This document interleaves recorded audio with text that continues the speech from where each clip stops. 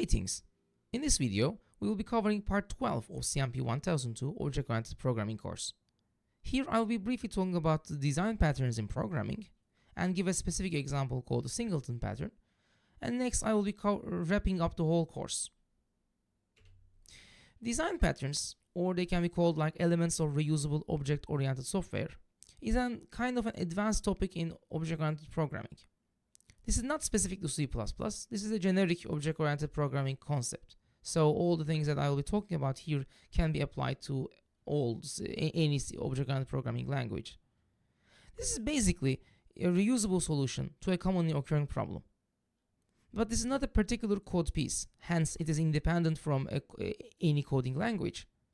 So this design can be transformed directly in the source code of C++ source code, C# source code, Java source code, or whatever language that you are using. This is like a description or a template on how to solve a problem that can be used in different situations. In other words, they are formalized best practices. When you see a particular problem, these are the best practices that you can apply to solve that problem. The benefits of applying programming design patterns are twofold. It provides a way of solving issues related to software development using a proven solution, hence the best practices concept. Next, it makes communication between designers much more efficient. Because let's say in your software development meeting, you just decided that a particular class should be following a singleton pattern. Then you just specifically say like, okay, this is gonna be a singleton pattern. And so everybody immediately understands what you're talking about, based on this singleton pattern keyword that you have used. You don't have to specify like what kind of a concept, what kind of a limitation or flexibility or capability that you'd like to put inside that class. The singleton pattern keyword just simplifies these things because that is the best practice for a particular problem and everybody knows that. Well, provided that the people in your team knows about design patterns, but generally they're expected to know, I can say. So this has been popularized in this book that you see, the design patterns, elements of reusable object and software, by these four nice gentlemen, commonly known as Gang of Four because of being four people. If I'm not mistaken, this is a book from 1993 or 1996, but it's a super influential book on software development. It is not completely up to date, don't get me wrong.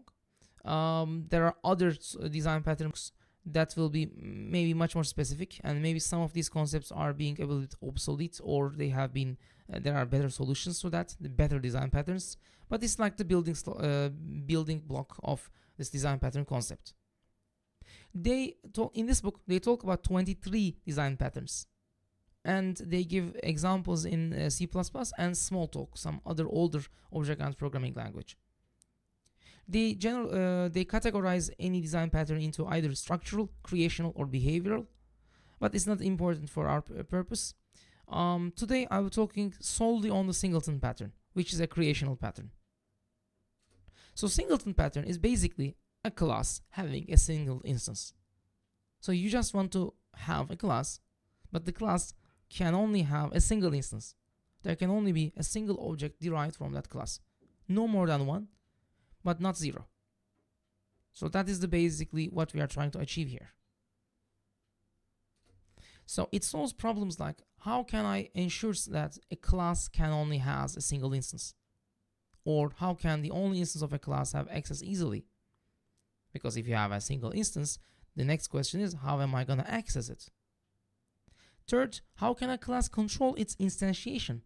How can a class say like, there cannot be more than this number of instances, objects derived from me, things like that. And fourth, how can the number of instances of a class be restricted? So if you are encountering such a problem when you are designing any class, then singleton pattern is your general best practice. That is the general concept. By the way, if you are curious about what's the meaning of the singleton, singleton is named after the mathematical singleton concept, which means a mathematical set with exactly one element. So how do we do that? How do we achieve, how do we formalize this pattern? So there are basically two things. First of all, you have to hide the constructor of the class. Normally, we say that the constructor should be public because otherwise you cannot access it. But here, when you are designing a class following the Singleton pattern, you don't want people accessing your constructor, because if they do, they will be instantiating as many objects they want. So this is something that we want to avoid here. Therefore, we'd like to define the constructor of the class as either private or protected. Next, we'd like to have a public static function, generally called getInstance, that is gonna instantiate the only instance, and that is gonna return back the only instance to whoever is calling this function. So the template for C++ is generally something like this. I have a class called Singleton, but I can, as you know, I can just name it whatever I want. The first thing that you'll be noticing is the fact that the constructor is a private thing, right? Next, I delete two specific functions. One, the copy constructor, and the second, the assignment operator. Okay, well, why am I doing these things? Because the thing is, just making the constructors private is not gonna be enough. Because when you pass this an object to another function, and the function just gets another, makes another object based on your argument, then he's gonna be using the copy constructor. So we have to get rid of the copy constructor if we are trying to achieve a class having a single instance. Therefore, I am saying like singleton const ampersand copy equal delete.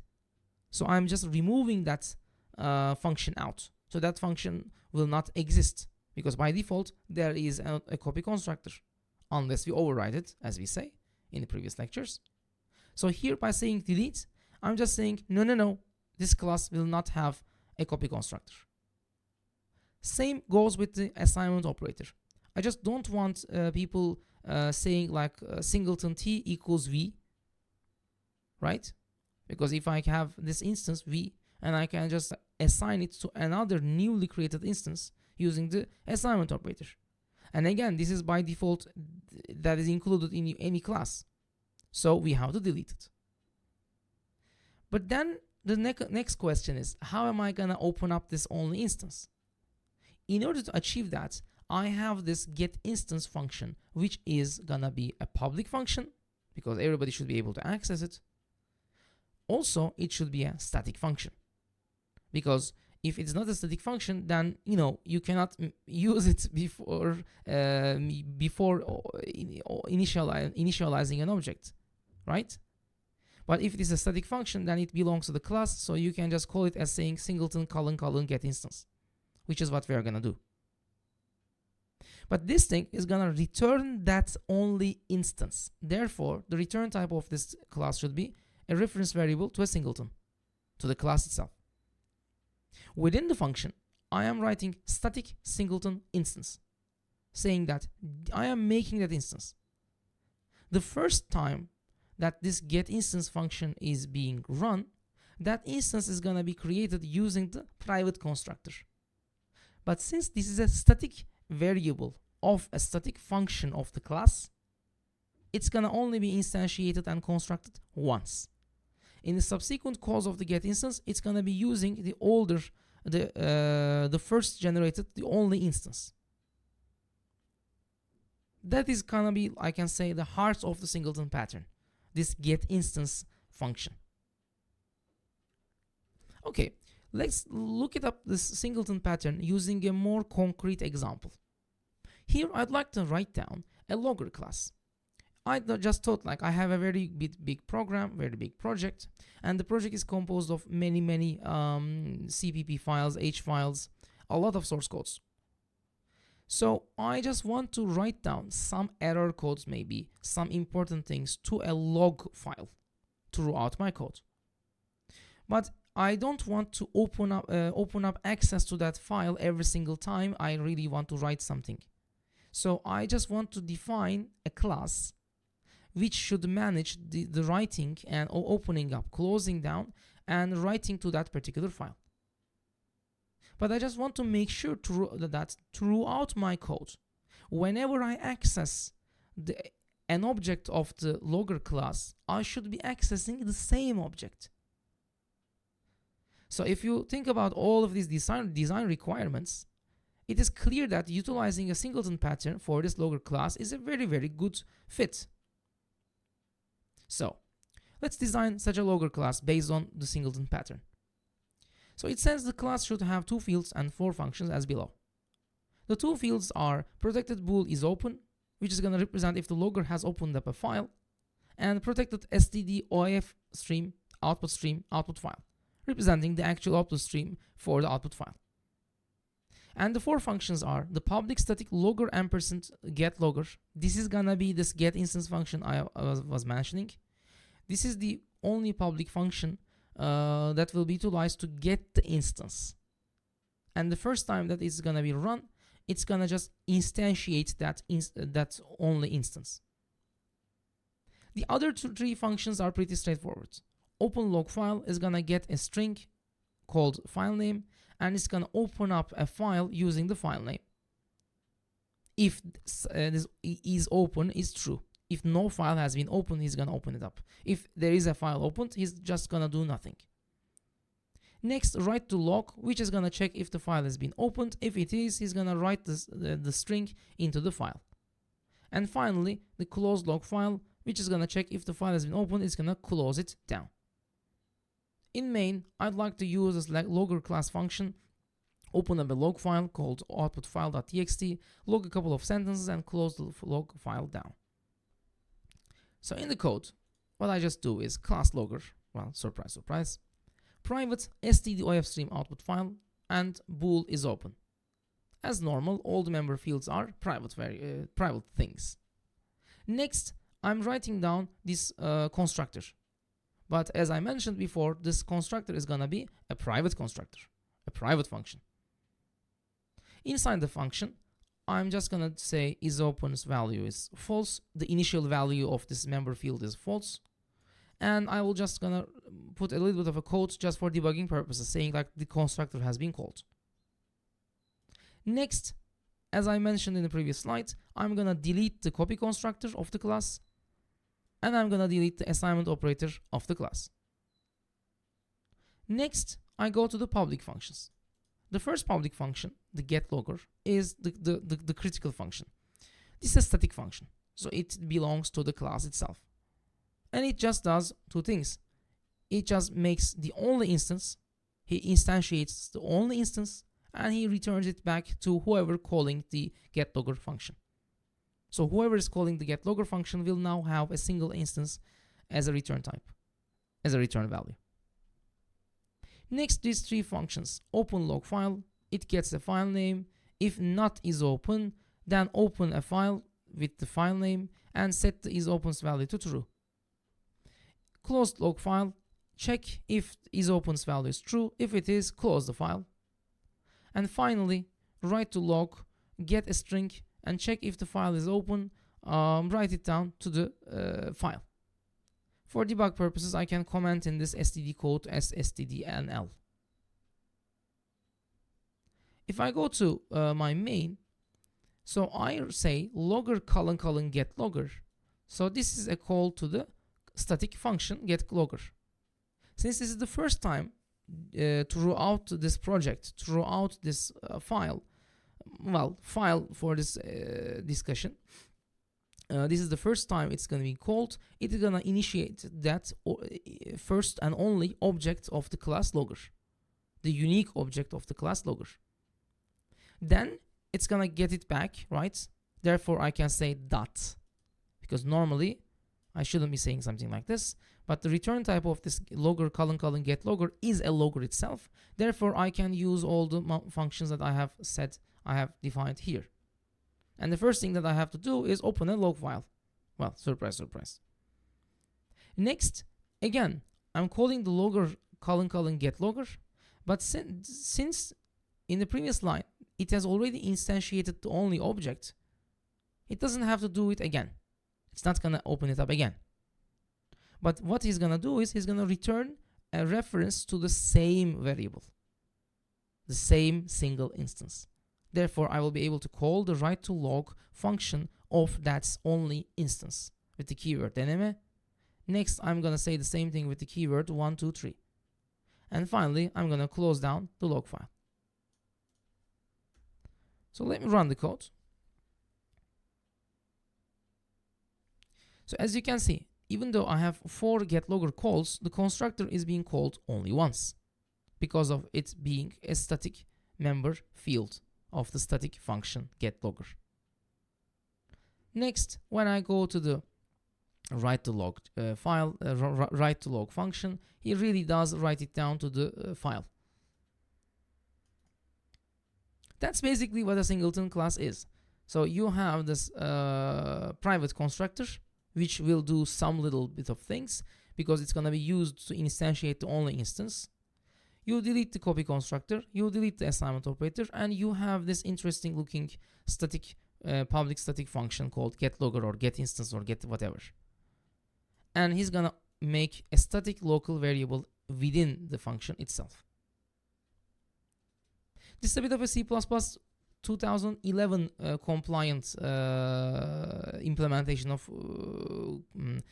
Singleton, by the way. There's an older version which uses a global variable, but I think it's a bit of a more, it's a bit cumbersome.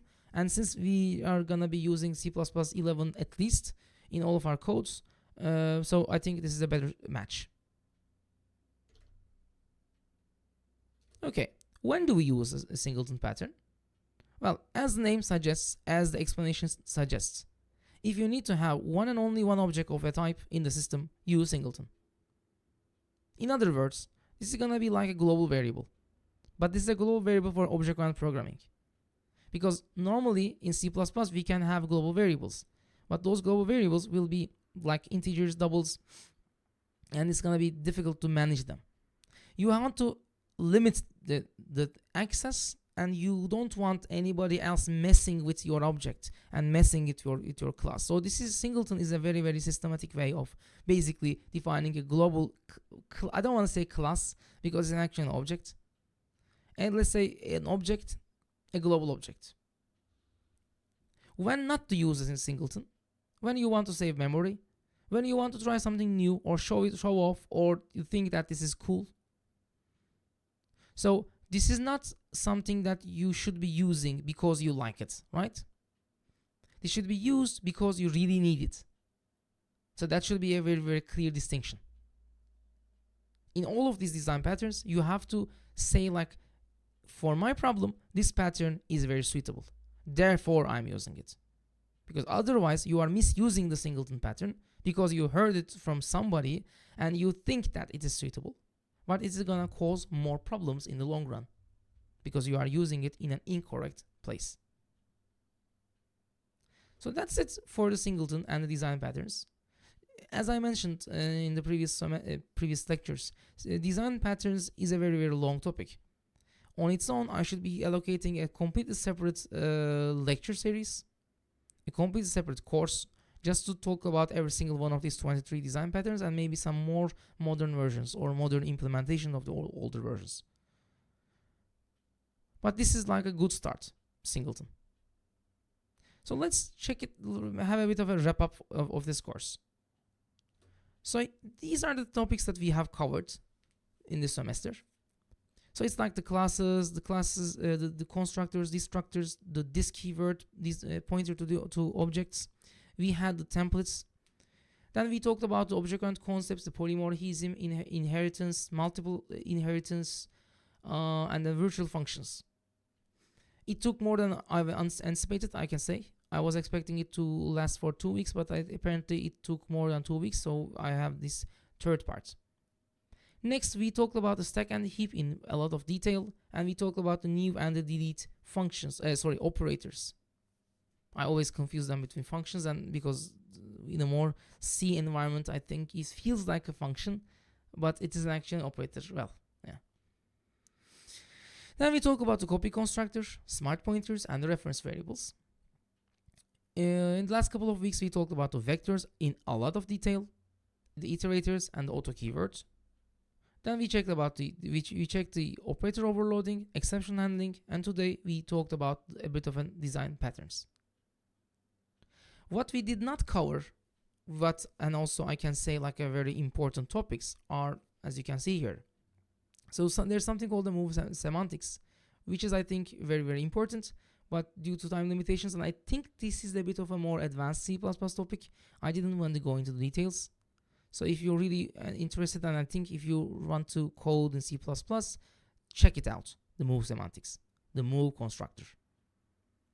Next, the C++ 11 value categories, this L value, R value, X value, pure R value, PR value, those kind of things are kind of, again, if you want to go deeper into C++, those are things that you have to understand.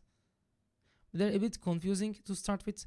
It may be a bit weird, but then after a while you will understand it. But this is, again, something advanced. Lambda expressions and concurrency are very, very new and very important things when you are dealing with any object-oriented programming, not just C++. But if you want to become much more of an expert in C++, I strongly suggest you to learn about using lambda expressions and how to handle concurrency in C++. Finally, I briefly talked about the standard template library, because we have used the vectors, we have used the strings, and both of which are included in the STL library. But in reality, there are a lot of things actually in the STL library which are quite useful. So in many cases, I strongly suggest you to not to invent the wheel if you're trying to make up a class. Just try to understand what the STL library offers to you in a broad sense, and when you really write something down, first check it out if it exists in the STL library. If not, then of course you will be writing down the code. A couple of sources that I would just suggest to you. The Effective Modern C++ from O'Reilly Publishing, Scott Myers' book, is a very good and very, very modern book. This is a bit of a modernized version of an older book called Effective C++. This one utilizes the C++ 11 and C++ 14 capabilities. So this is a pretty good book, and a very, very modern book, I can say. It covers like lambda expressions, smart pointers, concurrency, all of the advanced stuff that I have mentioned. Another very good book is the Modern C++ Design. I mean, this is suggested by over the internet by many people. Personally, I did not check this book. I did not use this book. But since a lot of people are suggesting it, and it has a foreword by Scott Myers, the author of the first book, another foreword by John Velicides, one of the Gang of Four. So I'm expecting that this is quite good.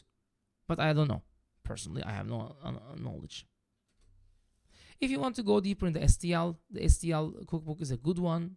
For concurrency issues, this concurrency in C++ concurrency in action is a good one.